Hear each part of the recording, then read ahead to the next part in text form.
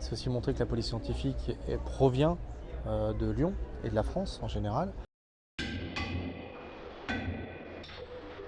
Il y a quelques jours, nous étions à l'Altony Garnier pour Ink Factory, convention internationale de tatouage à Lyon. Pourquoi faire, me direz-vous? Eh bien notamment pour y voir une exposition inédite, pas de chance, une quarantaine de photos d'hommes et de femmes, tous tatoués, des délinquants, des criminels, présumés du moins, arrêtés à Lyon à la fin des années 1920. Des photos extraites d'un fonds appartenant aux archives municipales de Lyon, resté inexploité pendant très longtemps, le fonds Locard, du nom d'Edmond Locard, le créateur du premier laboratoire de police scientifique à Lyon en 1910. C'est Nicolas Delestre, praticien et éditeur lyonnais bien connu de tous ceux qui s'intéressent à l'histoire du crime, de la médecine légale ou encore de la préservation des corps, qui réalise ce travail de sauvetage de ce fonds et qui était là pour présenter l'exposition. Voici ce qu'il a pu nous en dire. Eh bien, je m'appelle Nicolas Delestre, je suis spécialiste en préservation de la dépouille humaine. Je dirige les centres de formation AFIT, spécialisés en thanatopraxie et en thanatoplastie, donc en reconstruction faciale extrême. Je dirige aujourd'hui avec mon collègue Yvan Berton l'exposition qui s'appelle Pas de chance, qui est une exposition qui provient des fonds photographiques découverts récemment et qui traite de la police scientifique, et donc que l'on peut voir aujourd'hui au Ink Factory. C'est très bien reçu, c'est très bien reçu. On a beaucoup de monde qui vient donc pour voir ces tatouages, etc. C'est plutôt une bonne chose. Ouais. On peut discuter. Donc, les gens ne connaissent pas forcément, ils ont parfois certains visages qui leur parlent, certains types de photos leur parlent aussi. Du coup, ils ont l'impression d'avoir déjà vu ces personnages, alors que c'est le type de photos qu'ils ont déjà vu, ce qui est totalement différent.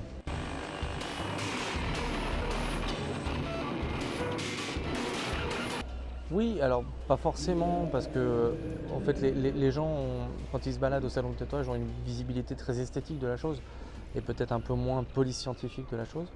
Alors après, quand on leur explique, quand on a le temps de leur expliquer que ça vient de l'ESNPS, évidemment ça résonne pour eux, parce que tout le monde sait que la police scientifique c'est Lyon. Mais oui, et on est colonisé par les séries américaines où Locard devient presque un personnage récurrent et un personnage américain, alors que la réalité c'est que c'est purement français.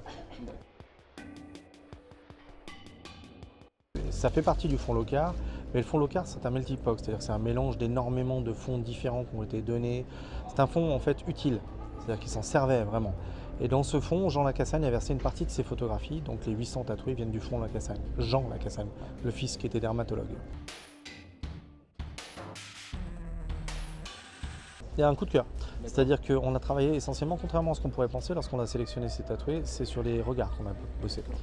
Et parce qu'en fait, ils ont tous une sorte de charisme qui est assez fou pour l'époque.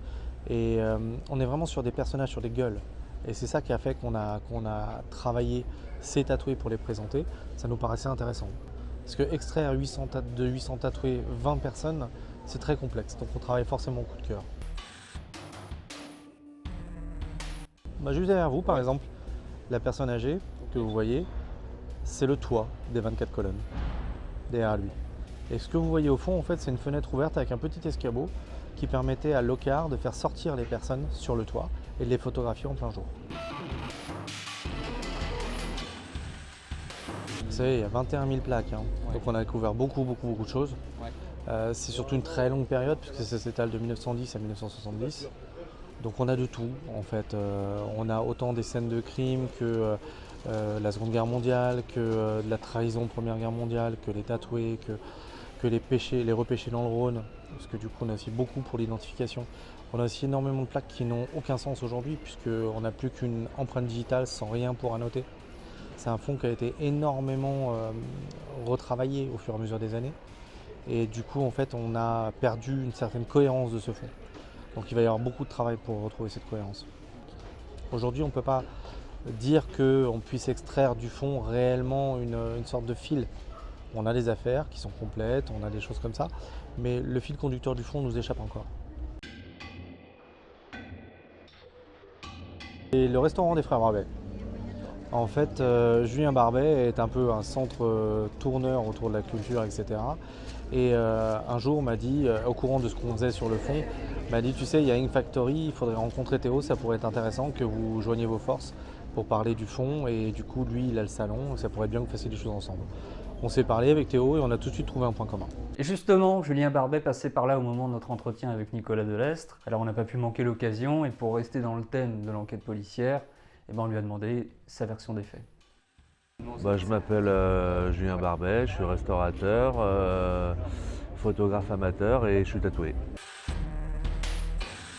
Oulin, Vourles et Mornan, voilà, conquête de l'Ouest. C'est un peu ça, quoi, avec mon frère, je suis pas tout seul quand même. L'histoire est très simple, hein, c'est le souhait de Théo qui voulait développer un point un peu plus culturel avec des photos, des livres. Et donc moi je connais depuis longtemps Nicolas qui était sur ce projet-là, donc j'ai fait écoute, bouge pas. Et j'ai réuni les deux au restaurant pour qu'ils se parlent, pour qu'ils se présentent et puis c'est parti comme ça en fait. Voilà, comme un rendez-vous d'amoureux de grands timides, faut arranger le coup quoi. Donc j'ai arrangé le coup, après ils ont fait leur histoire quoi.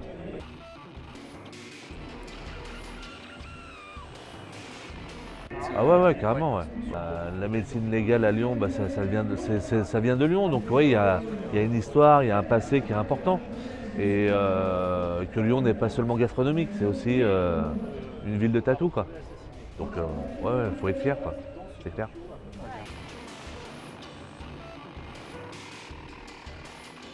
Aujourd'hui le tatou, oui bien sûr. Ça permet de croiser des mondes. Aujourd'hui le tatou, c'est quand même bien démocratisé, donc oui, ça réunit forcément du monde, de tout âge.